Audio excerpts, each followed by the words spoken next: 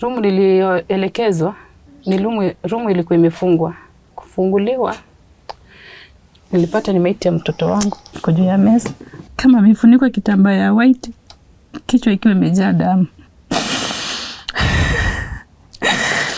What happened to this boy ambaye ilimfanya mpaka aweze kutenda kitendo kile, kwa sababu mtoto alikuwa vizuri tu.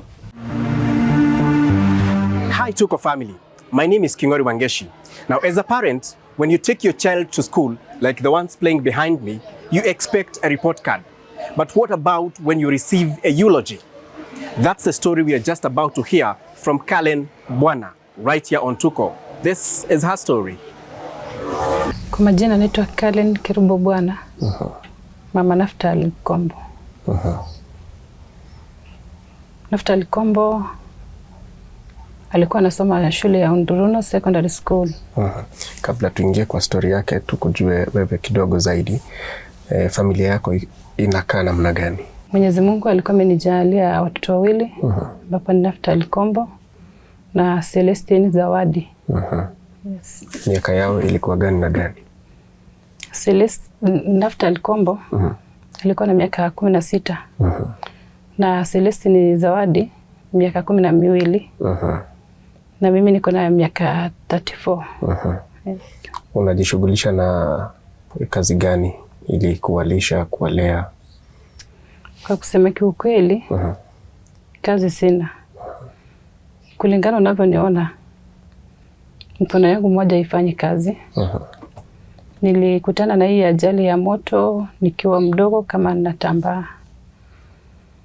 So tangu wakati huo mpaka sasa hivi sitaki nikudanganya kama niko na kazi yoyote ama kuna mtu binafsi pale nategemea kimaisha. Hapana. Ni ule mwenye atajitolea, mwenye atanihurumia, ani support. Yes. Sasa tuko hapa kwa sababu ya kijana wako, yeye ndiye alikuwa mkubwa, miaka 16. Yes. Kulifanyika nini, mama? Shule ilipofungwa, hii likizo ya juzi, tukasafiri tukaenda nyumbani. Mimi na wanangu. Tukifika pale, nyumbani ni wapi? Kisii. Tukiwa pale nyumbani, nilikuwa nimetembea pale kama naweza pata msaada kwa jamii. Ndio sasa huyu mwanangu kwamba kaweze kurejea darasani. Nilipokuambia mwanzo, huyu Zawadi kuna mwenye amempatia msaada wa masomo ambapo sasa wako na yeye. Sasa nikaenda pale nyumbani, vile tu walifunga hivi. Hiyo sasa vile walifunga ni wiki ya kwanza kielekea mwisho nika travel. Fika pale nikamaliza wiki 2 kama bado sijapata fare ya kurudi, ambapo sasa wiki iliyofuata ilikuwa shule zinafunguliwa. Sasa ikabidi sikuweza kurudi kwa sababu ya kukosa fare. Na ile school fees nilikuwa nimeenda kutafuta pale. Sasa ikawa kuna mtu mmoja aliniahidi akaniambia Mama Kombo, hii wiki pita hiyo nyingine kuna pesa natarajia mahali kutoka mahali fulani, naomba usubiri. Sasa ikawa sasa hiyo wiki nimekosa hela kabisa, yani hata fare sina, hata pesa ya kuweka credit sikuwa nayo. Sasa baada ya wiki moja kama shule zimefunguliwa, on Sunday ndio nili travel. Lakini before ifika on Sunday, on Friday nikapigia mwalimu wa darasa ya Naftali Kombo ambapo anaitwa Madam John Chepkorir, Unduruno Secondary School Form 1 South. Kamjulisha kwamba Naftali hataweza kurejea darasani. Alichelewa kwa sababu nilikuwa nimekosa transport na hata hela nilienda kutafuta sijapata. Nikamwambia kwa hivyo naomba hii wiki ya kesho, second week sasa ya kufungua shule, mtoto wangu atarejea shuleni, lakini sitakuwa bado nimepata pesa. Akaniambia Mama Naftali, usijali, ukifika Nairobi unipigie simu. Nikakuja, nilipofika Nairobi on Sunday jioni, sasa kama nilipata msamaria mwema kaweza kunipatia fare. Tukakuja. Sasa kufika on Sunday nikampigia simu. Kamjulisha Madam June tumefika. Akaniambia kama mmefika salama, nashukuru. Nikamwambia kesho ni Monday nitakuja na mwanangu shuleni kumwambia ruhusa. Umpeleke sasa. Yes. Akaniambia hakuna haja, wewe ruhusu mtoto akuje shuleni. Mtoto akaenda shule. Jioni mtoto akaja. Ilikuwa saa 12. Akaniambia mami sisikii poa. Nikamuuliza ni nini? Nilipewa punishment na Madam June tangu asubuhi sija attend class. Nikamuuliza punishment aina gani? Akaniambia kuosha stairs na faranda zote shule mzima. Na punishment ilikuwa kwa sababu gani? Mtoto alikuwa amekosa kurejea shule zilipofunguliwa. Ambapo nilikuwa nimejielezea kwa mwalimu wa darasa. Sasa hiyo kitu ikanisumbua, nikasema sitamuuliza mtoto akisikia.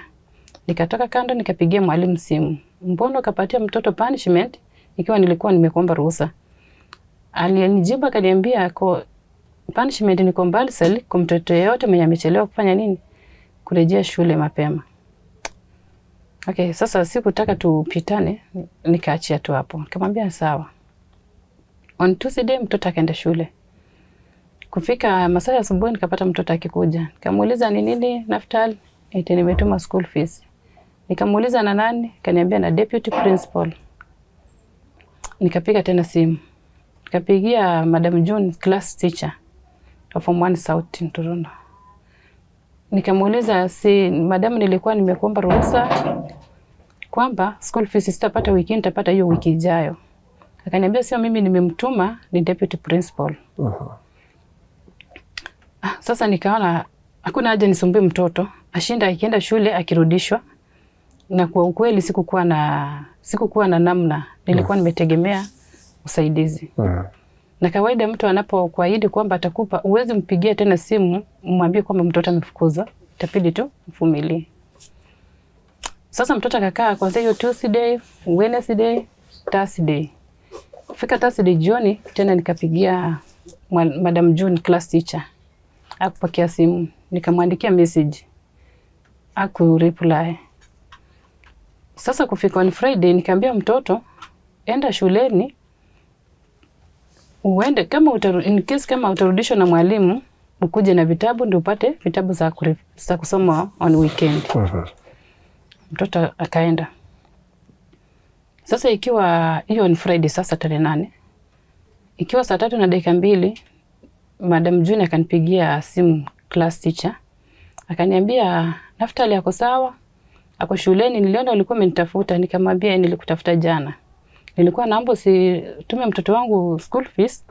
On Monday nitapata school fees. Ambapo nilikuwa nimebakisha second term 420. 420? Yes. 420 peke yake? Yes. Ndio anafukuziwa shule? 420 for second term. So third term 3200. Oh, so yes. Ni 3620. Ndio imebaki yote sasa. Sasa bili tu alinipigia kaniambia mtoto ako darasani na anaendelea vizuri. Ingawaje nimemwongelesha hajanijibu. Sasa kwa akili yangu nikataka kumuuliza ni nini umeongelesha mtoto. Tena akili nyingine ikanikujia uende kawa ni ile punishment alimpa mtoto hakumkamilisha. Sikumuuliza kitu. Akakata simu. Kufika sasa saa 5:30 nikapigiwa simu kutoka deputy principal. Nikapokea simu. Mama Naftali. Akaniuliza wewe ni Mama Naftali? Nikamwambia kimbia shuleni kuna emergency. Nikatoka. Kulikuwa na motorbike hapa nje. Nika request mwenye alikuwa naye akanipeleka shuleni. Less than 10 minutes nilikuwa shuleni. Kapata deputy akiwa karibu na kwa gate. Kamsalimia akaita class teacher ambapo ni Madam John Koril. Madam June Chepkoril, sorry. Huyo madam akaita tena mwalimu mwingine, huyo deputy sasa. Akawaambia mpeleke kwenye mtoto wako. Nikauliza deputy ni nini imefanyika? Hakunijibu. Sasa haraka class teacher Madam June akanijibu ni accident tu kidogo. Venye tu aliniambia accident kidogo nikageuka kumwangalia kama tunatembea. Sasa alikuwa na machozi ni kama ilikuwa inataka kutoka. Lakini alikuwa anajaribu kuzuia. Tukaandamana wakanipeleka Jumuiya Hospital ambapo iko opposite shule. Distance tu kidogo ambapo like 2 minutes. Kufika pale nikapelekwa kwa boardroom. Hiyo hospitali. Yes. Hiyo room walimu walikuwa wamejaa. Walimu wa hiyo shule ya mtoto. Si shule ya hiyo mtoto peke yake, shule zote ziko surrounded. Yes. Kwa na principal, deputy na walimu. Sasa mimi nikakaa, wakaomba, pastor akaomba kumaliza, kama anaelekea kumaliza ndiye akaquote Mungu ndiye anapeana na Mungu ndiye anachukua. Ikabidi nikakatisha maombi hapo. Nikatoka. Nikawaambia sasa naomba mnielekeze mtoto wangu kwa wapi. Mliniita ni emergency. Naomba mnionyeshe mtoto ako wapi. In fact kutoka hapo room nilielekezwa ni room ilikuwa imefungwa. Ilikuwa imewekwa chapi nje. Kufunguliwa nilipata ni maiti ya mtoto wangu iko juu ya meza.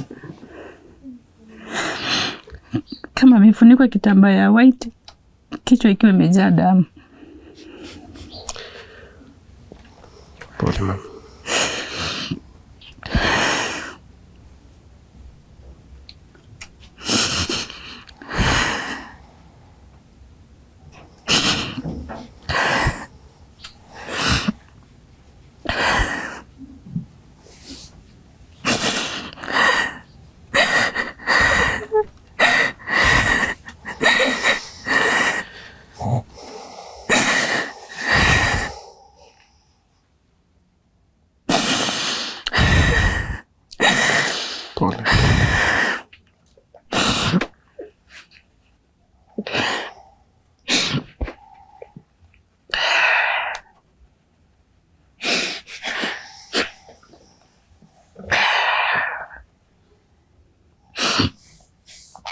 Kutoka hapo nikaenda kuripoti police post. Kufika pale nikapata ofisa pale Chonsaga police post. Ofisa niliyepata kwa mlango ni Mwarabu. Nisikia wakimwita Mwarabu. Akaniripoti, mama, si uliniona pale? Wewe si ndio mwenye yule mtoto Naftali mwenye amekufa wa Ndurundo? Kaniuliza nataka aje? Kamwambia naomba kuandikisha ripoti. Akaniambia huwezi andikisha ripoti mara mbili. Shule isha ripoti. Ikabidi nikatoka hapo. Nikarudi shuleni. Kufika shuleni nikazuiliwa, nikaambiwa kuna kuingia, maafisa wa polisi washaingia ndani. Nani ndiye mama mtoto? Yes. Nikaambiwa wanafanya investigation. Nikatoka hapo. Kufika pale hospitali kwenye niliacha mtoto, nikapata hayuko. Nikaelekezwa mtoto ashapelekwa police station. Anataka kupelekwa city mortuary. Sasa nikauliza atapelekwa aje na wananiacha nyuma. Mtoto anaweza pelekwa aje peke yake kama mzazi wake hayuko na nilikuwa already nishafika. Nikaenda, kufika pale nikapata ukweli mwili ilikuwa ishawekwa kwa gari. Ulikuwa uondoke. Baba sikukuwa sasa na otherwise ikabidi nikaingia. Tukasindikiza mwili na mwanangu na dadangu Violet Bwana mpaka pale city mortuary, ambapo si kuona hata mwalimu mmoja wa shule akiwa pale wala askari. Pole mama. Asante. Kwanza shule walikuambia nini? Isipokuwa tu kuambia ni accident kidogo. Wakati walipokupeleka pale wakakufungulia kile chumba ambacho mwanako walikuambia nini shule? Wao wako kwa hapo. In fact wenye tu nilitoka kwa bodi nikaelekeza huyo au walimu wenye walinielekeza. Kasikia tu hapo kando sasa wakiongea pole pole Naftali ametuaga. Sasa nikaanza kuomboleza. The last minute nilishtukia au walimu hakuna hata mmoja alikuwa na mimi. Nilipata saa madaktari ndio daktari mmoja ndiye alinielekeza pale akafungua mlango na kadisapia. Mlifanya postmortem? Yes. Ama utafiti baadaye? Postmortem ilifanyika, sijui kama naweza kuonyesha. Ilisemaje? Postmortem ilisema mtoto aliangua kutoka second floor, flood ground. Akakufa on the spot. Barua iliandikwa kutoka kwa hospitali ilisema kwamba mtoto alifikishwa pale akiwa bado hai, wakamwekea oxygen, after 1 hour ndiye akakufa. So ni statement mbili tofauti. Na ya kwa polisi ulipata kuiona, ambayo polisi officer alikwambia shule ishaandikisha ripoti? Mimi sijaiona bado. Maanake niliambiwa bado investigation iko under DCI, so sikwenda zaidi. Sasa baadaye ndio nikarudi pale, nikauliza sana, naomba kuandikisha statement, kuandikisha ripoti ya mtoto kama sasa nishazika mtoto sasa. Ndio sasa wakaniruhusu, lakini mwanzo walikuwa wamekataa. Lakini mwisho walikuja wakakubali kama baada ya kuzika mtoto. Sasa mkaanza mipango ya mazishi after mlishaenda pale City Mortuary? Yes. Tulienda pale City Mortuary, tukatoka hapo, mtoto nikapanga mtoto azikwe Lang'ata. Alizikwa Lang'ata sababu yani mbele na nyuma niko tu vile unaniona hivi. Sasa ilipidi, sababu singeweza kufanya mipangilio kupeleka mtoto nyumbani wakati hela sikukuwa nayo. Sasa nikaona kama ni msaada, ikiwa ni hapa karibu itakuwa ni vyema. Ikiwezekana utatupea namba ya deputy principal tumpigie tusikie atasema nini. Yes, sawa. Lakini mbona mwalimu akavolunteer tu kukupigia simu asubuhi saa 3 kukuambia kwamba mtoto wako sawa? Sasa hiyo ndio bado sijapata bado jibu. Hiyo ndio inanisumbua zaidi. Mwalimu alinipigia saa 3:02 kwamba Naftali ako sawa. Naona ulinipigia simu, nilikuwa nimempigia kuchukua. Nikamtext hakurespond. Sasa ndiye akakuja kunipigia kesho yake saa 3:02. Akaniambia, mama Naftali, naona ulikuwa umenitafuta. Nikamwambia ndio, nilikuwa nimekutafuta. Kwa naomba msitume mtoto wangu nyumbani. On Monday nitapata school fees. Akaniambia mtoto naona ako sawa, ako darasani. Ngawaje nimeongea na yeye hajanijibu. Sasa kutoka hapo simu iliyofuata ni kuniita shuleni, kuna emergency. Kufika shuleni sasa nikakutana na maiti mwanangu. Pole sana.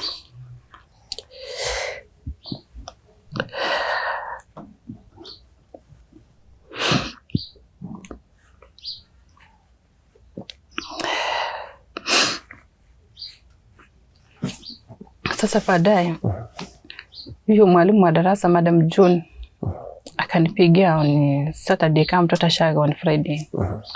Akaniambia, nikamuuliza ni nini ulikuwa umeita mtoto, na niambia mtoto uliongea na yeye anaendelea vizuri, ako darasani, kawaje umeongea na yeye haja kujibu. Ni nini ulikuwa unaongea na yeye? Baadaye naitwa kuna emergency nakutana na maiti. Eti mimi nilimuita nikamtuma aende kufanyiwa guidance and counseling staff room. Sasa pale sijui ni nini ilifanyika. Akamaliza hivyo. Na wewe wakati ulipomwangalia kuna kitu ulinotice ama mwili ilikuwa inakaa namna gani? Nilimpiga picha. Ikiwezekana nitakuonyesha. Sitaweza kuexplain, naweza kuwa sitakuwa mzuri kwa kuexplain. Lakini mwili nilipata, huyo mtoto hakuwa amekufa saa hiyo. Mwili ilikuwa ishapoa kitambo. Manake wakinipigia simu saa 5:30 kufika pale, nilichukua less than 10 minutes. Ambapo nilipata mtoto alikuwa ashakufa. Mwili ilikuwa imepoa. Ukiona mpaka alikuwa amewekewa pamba kwa mapua, kwa mdomo. Yaani hizo shughuli zote zikifanyika, it's not less than 10 minutes.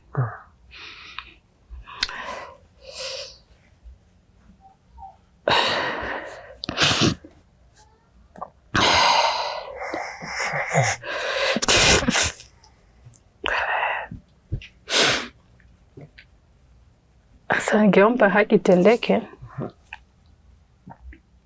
Manake kama nilikuwa nimeomba ruhusa kwamba mtoto tumesafiri na yeye, na tangu mwanzo nilipopeleka mtoto shule, mimi sikulipa pesa yote mara moja. Nilikuwa nalipa tu kidogo kidogo. Kijoini hiyo form 1 bado yenye hajamaliza, nililipa kidogo kidogo. Nilikuwa nimeongea na principal mpaka kufika sasa hivi ambapo kesi yangu walikuwa wameielewa.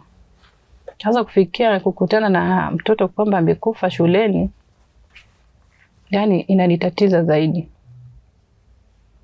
Maanake hakuna mwalimu hata mmoja mwenye amenifesi kuniambia kwamba ilikuwa hivi na hivi, kama pengine alikuwa na makosa ingine kupita hiyo yenye nilikuwa nimejua ya punishment. Hakuna mwalimu alinielezea kwamba mtoto alikuwa ameleta shida shuleni. Sijawahi itoa hata siku moja kwamba mtoto amesumbua. Sasa uko na uchungu kwamba hawakwambii ukweli? Roho yangu inaumia zaidi. Mwanangu mtoto alitoka nyumbani asubuhi akiwa na afya tele, mchangamfu tena. Na pale kwenye alianguka hata hawakunionyesha kwamba mtoto alianguka, sehemu yenye mtoto alianguka ni hapa. Yaani sikuruhusiwa. Hujaingia hapo shuleni? Venye tu niliingia nilikutana na mwalimu kwa gate, deputy principal mwenye alinipigia simu. Akaniambia kwamba akaita sasa class teacher na mwalimu mwingine wakanielekeza kwenye mtoto alikuwa ambapo ni nje ya shule, lakini si pale shuleni. Sasa baada ya kufika pale kukutana na mwili ya mtoto wangu, nikafika pale police post, karushwa pale kwamba shule isha report. Kurudi sasa hapa shuleni kuchungulia, niliona pipe ikiwa imeshikwa kwa mkono wakiosha. Sasa baadaye ndo nikakuja kusikia rumor city kwamba ni damu walikuwa naosha mtoto. Kama bado mwili iko imetoka imeenda mochari. Yani Callen, unatuambia shule haijakuruhusu uende uangalie pahali wanasema mtoto wako alianguka? Shule wako ni ruhusu. Hiyo masaa tu venye nilifika nikakutana mwili ya mtoto wangu, nikakimbia kwenda kuripoti. Nikarushwa, nikarudi shuleni, nilipata gate ishafungwa. Uliwaambia wakuonyeshe? Hata kufunguliwa sikuruhusiwa kuingia tena. Kuna mtu yote yani alikuwa anaruhusiwa tena kuingia pale. Maanake tayari ofisa walikuwa shafika ndani, lakini kwamba swali ni kwamba mimi ni mama mtoto. Nimeambiwa kuna emergency, sijaambiwa chochote nini nimefanyika. Pale mbele nimekutana na maiti ya mtoto wangu. Mbona hawakunionyesha kwamba fungua sema wacha mama mtoto aingie aone kweli mtoto wake ameanguka hapa, lakini ilifanyika ni hii na hii. Kama kuna sababu iko fiche. Yes. Hebu tueleze, Naftal alikuwa mtoto wa aina gani? Naftal tangu kuzaliwa kwake ni mtoto ambapo ukimtuma anaenda. Hajawahi kataa, hata kama akichoka, hata kama hataki, yeye anaenda tu. Na si mtoto ambapo alikuwa anagonjeka hivyo vile. Ni mtoto ambapo amekuwa mchangamfu, mwenye afya wakati wote. Ambapo sasa ndio alikuwa tegemeo langu sasa hivi na maisha yajayo. Hata kupika yeye, huyo mwanangu yeye ndiye alikuwa ananipikia. Kila shughuli yeye ndiye alikuwa ananifanyia. Anaka kitoka pale ya masomo, kuna moja mbili pale alikuwa ananisaidia kama mzazi. Hapo sasa ndani sina mbele sasa wala nyuma. Wamechukua tegemeo langu. Sijui niseme nini, lakini moyo wangu unaumia zaidi. Huyo mtoto ndiye alikuwa tegemeo katika maisha yangu. Yes, namba ya deputy principal. Hello. Yes. Good afternoon, sir. Good afternoon to you. Yes, my name is Kingori. I work with Tuko Media Limited. We are following up on a story because of an incident that happened in your school. Okay. Regarding a student called Naftali Kombo. Yeah, when we talked to the mother. Okay. We had some questions ourselves. Okay. Why she was not allowed to see the scene of whatever happened, because we don't need to belabor on the events. I may not be in a position to answer that. You very know how we operate. And my reference is not even in the school. It is to the sub-county director of education. If you have any question, you just walk there, or even straight to OCS Huruma police station. Yes, those are the people who can be able now to talk about that matter. But it is in your jurisdiction, sir. In as much as it is. You know, So there is something. The best thing. Yes, before you go, Mwalimu. Yes. There is something called empathy and closure. I understand everything. Yes.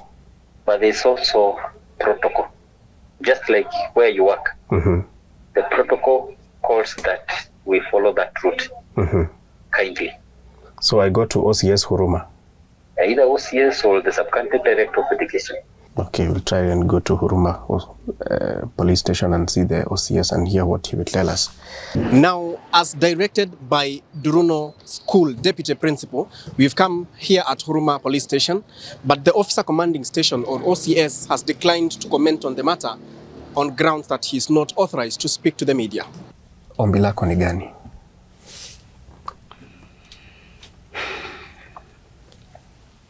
Niko na uchungu moyoni mwangu zaidi. Huyo mtoto ameondoka. Nilipokuambia mwanzo ndio tegemeo katika maisha yangu. Naomba haki tendeke. Maana yake sijajua kufika sasa hivi ni nini lilisababisha kifo cha mwanangu. Kama ni school fees ama ni kukosa kuripoti shule first week ya kufungua. Ombi lingine, huyo mtoto ndio nilikuwa nategemea kwa maisha yangu kwamba baada ya kuhustle, kuomba pale, kuwa omba katika barabarani, mtoto atakuja kunisaidia. Sasa ameondoka. Maisha yangu imebaki ikiwa kama imeyumba. Nikiomba msaada. Ambapo niko na mwanangu huyo mwenye anafuata sasa marehemu. Nilikuwa nategemea kwamba sasa huyu since ni first born atakuja kushika mwenzake mkono. Sasa ameondoka na kawaida najua msaada inaisha pale kwenye yako ako kwa boma ya mtu ambapo ataendelea kuishi pale milele. Sasa napa msaada huyo mwanangu akuwe na uwezo wa kusoma na at least nisaidiwe maisha yangu. Unataka haki itendeke? Ndio. Niliporudi pale shuleni, kama nimezika mtoto sasa, nikaenda kurequest kama niweza onyeshwa CCTV kamera juu. CCTV kamera iko shuleni. Nionyeshwe venye mtoto alianguka. Juu kulingana na postmortem inasema kwamba alianguka kutoka second floor. Nikaenda kuuliza, wakaniambia hawana, niende kwa OCS. Nikaenda kwa OCS, akanionyesha. Sasa ile pati yenye nimeonyeshwa, venye mtoto ameanguka. Venye alianguka hivi na watoto wakakimbia, wakamzingira, wakilia. Na ikaishia hapo. Haikuendelea. Sasa swali langu ni kwamba mtoto alitoka huko juu shule aje? Maanake pale nilipata akiwa maiti. Sasa sielewi kama alitoka pale akiwa maiti ama akiwa amekufa. Juu nilipewa karatasi hospitali pale kwenye nilipata mwanangu akiwa maiti, kwamba aliletwa pale akiwa hai. Nikawauliza wanionyeshe rekodi, wakasema rekodi iko under management. Lakini kwa customer care wameonyesha tu jina ya mtoto imeandikwa aliingia. Lakini masaa yenye aliingia hakuna. Rekodi yake haiko. Sikuonyeshwa rekodi in fact. So imekuwa ni wakati mgumu kwangu. Yaani kila pahali nikienda na rushwa. Hakuna wa kunisikiliza wala wa kunielewesha. Pale shuleni mtoto kama alianguka, alitoka shuleni aje, akafika pale hospitali. Alipofika hospitali alipokelewa namna gani? Alitibiwa rumu gani? Na alikuwa anatibiwa nini? So huende ikawa sielewi kama naweza kosa kwa mimi kwamba alianguka kwa ghorofa. Manake statement ya pale shuleni na hospitali haipelekani. Hiyo siku ulimtayarisha tu vizuri kama kawaida? Aliamka asubuhi, yeye mwenyewe ndiye anaamka. Unavyoona hapa chini ndiye analala hapa. Alikuwa analala hapa? Yes. Sasa anaamkanga ikifika saa 11. Anaamka anajitayarisha. Kufika saa 12 ameondoka. Shule anafaa kuripoti by saa 1. Exact saa 1. Lakini yeye alikuwa anapenda kwenda mapema.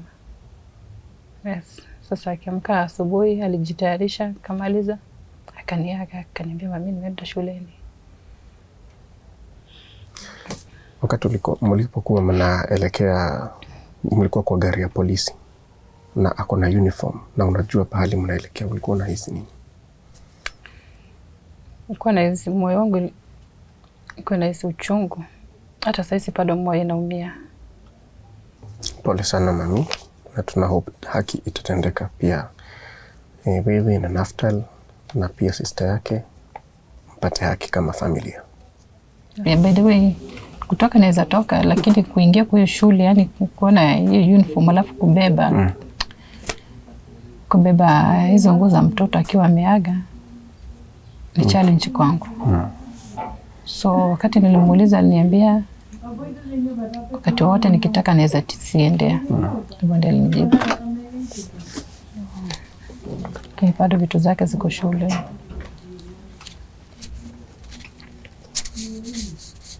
Kwanza kabisa, asante kukuja kushikilia mama Naftali wakati anapotembea katika muda mgumu. Lakini tueleze jina lako and wewe ni nani kwake? Ashukuru kwa nafasi. Kwa majina ni Yvonne Bwana. Callen Kerubo ni mdogo wangu. Mimi ndo dadake mkubwa. Tupo watatu ambao tumesalia, tulikuwa familia ya watu 8. Wengine wameshafariki. Poleni. Asante.